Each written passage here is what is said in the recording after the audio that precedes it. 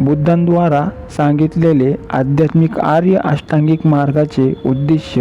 मनावर नियंत्रण प्राप्त करणे, याला क्रमाक्रमाने विशुद्ध बनवणे तसेच सर्व प्रकारचे मोह बंधनांमधून मुक्त करणे आहे. जेव्हा मनावर पूर्ण नियंत्रण होऊन जाते, हे निर्मळ बनून जाते आणि मोहाच्या बंधनातून मुक्त होऊन जाते, तेव्हा श्रमण आपला आध्यात्मिक प्रवास पूर्ण करणे आणि उच्च पदाच्या प्राप्तीसाठी योग्य बनून जातो. पूर्ण अनासक्त प्राप्त करून बुद्ध जगात राहतात आणि विचरण करत असताना विकारमुक्त होऊन राहतात. ह्या संदर्भात बुद्ध म्हणतात, भिक्षूंनो, ज्याप्रमाणे पाण्यात उत्पन्न होऊन विकसित होऊन एक नीलकमल किंवा पांढरे कमळ पाण्याच्या वर राहते आणि पाण्यापासून सुरक्षित बनून राहते, त्याचप्रकारे भिक्षूंनो, तथागत पण जगात जन्म घेऊन ह्यामध्ये विकसित होऊन ह्या जगापेक्षा